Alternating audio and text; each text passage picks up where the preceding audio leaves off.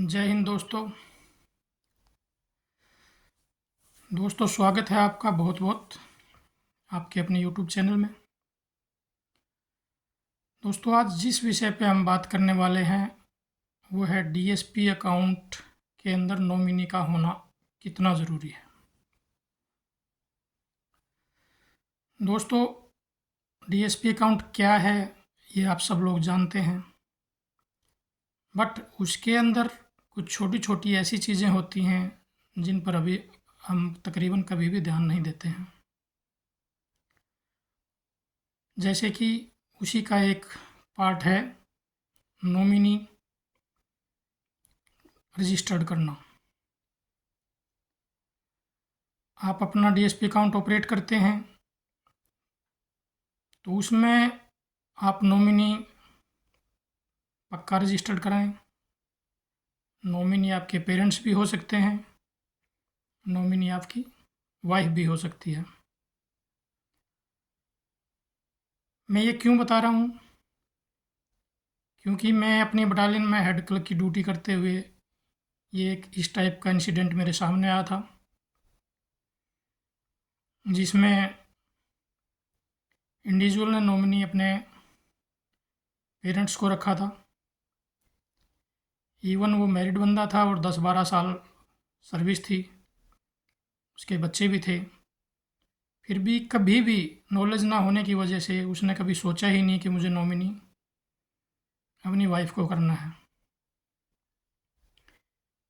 वो आपकी चॉइस है, आप वाइफ को रखना चाहें तो वाइफ को रखें, पेरेंट्स को रखना चाहें तो नॉमिनी पेरेंट्स को भी रख सकते हैं। बट आपको पता होना चाहिए कि नॉमिनी कौन है, क्योंकि भगवान ना करे कभी भी ऐसा हादसा किसी के साथ हो जाए तो उस समय पे नॉमिनी का महत्व बहुत बढ़ जाता है। नॉमिनी अगर सही नहीं है तो वो पैसा करेक्ट जगह पर नहीं जाता है। अभी जो मैं इंसिडेंट की बात कर रहा था, उस बंदे ने नॉमिनी अपने को फादर को रखा था,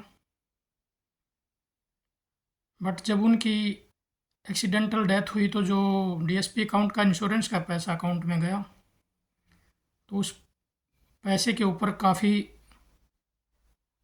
विवाद खड़ा हुआ, क्योंकि उसके जो नॉमिनी थे फादर, वो उस बंदे की वाइफ को पैसा बिल्कुल नहीं देना चाहते थे और आफ्टर डेथ उस अकाउंट से पैसा सिर्फ नॉमिनी ही निकाल सकता है। और उस नॉमिनी की फिर वो इच्छा है कि वो आगे वो पैसा खुद रखे या किसी और को दे। इसलिए चाहे आप सर्विंग हैं चाहे आप रिटायर्ड हैं, पक्का इंश्योर करें कि आपने नॉमिनी रजिस्टर्ड कर रखा है और वो नॉमिनी कौन है। उसके बाद अगर आप रिटायर हुए हैं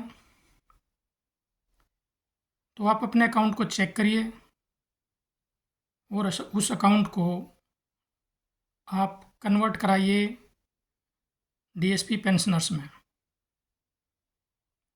क्योंकि जब आप सर्विंग होते हैं तो आपका account defence salary package serving की कैटेगरी में आता है, जिसके कि इंश्योरेंस के अमाउंट अलग हैं और पेंशनर्स के इंश्योरेंस के अमाउंट अलग हैं। बट अगर आप उसको डीएसपी सर्विंग में ही रखते हैं, आप रिटायरमेंट भी और डीएसपी पेंशनर्स में कन्वर्ट नहीं कराते हैं, तो फिर आपको कोई भी बेनिफिट उस चीज़ का नहीं मिलेगा। बैंक आपको मना कर देगा उस चीज़ के लिए। किसी को भी कोई भी इंसिडेंट किसी के साथ हो जाता है तो उसको उस चीज़ का बेनिफिट नहीं मिलेगा।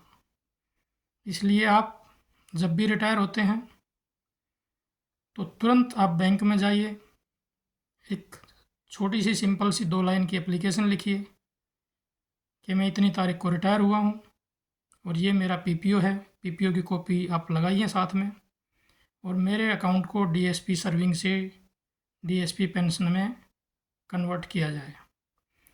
और उस चीज़ को आप पक्का चेक कीजिए योनो SBI या जो भी बैंक की ऐप है उसमें कि हाँ मेरा ये रिफ्लेक्ट हो रहा है DSP पेंशनर या DSP सर्विंग। ये अपनी पासबुक में अपडेट करा के फ्रंट पेज पे पासबुक में चेक करें। DSP अकाउंट के बारे में ये 2-3 महत्वपूर्ण चीज़ें हैं जो कि आपको पता होनी चाहिए। और अगर इस चीज़ में कोई भी आपके कमी बेसी है तो आप उसको पक्का ही पूरा करें। ऑनलाइन भी खुद भी कर सकते हैं, नहीं तो आप बैंक में जाके इस चीज़ को करवाइए। Thank you. अगर आपको वीडियो अच्छा लगा है तो लाइक करें, शेयर करें और सब्सक्राइब करें ताकि इस टाइप के कोई भी इंफॉर्मेटिव वीडियोस आपको तुरंत मिल सकें। बहुत बहुत धन्यवाद।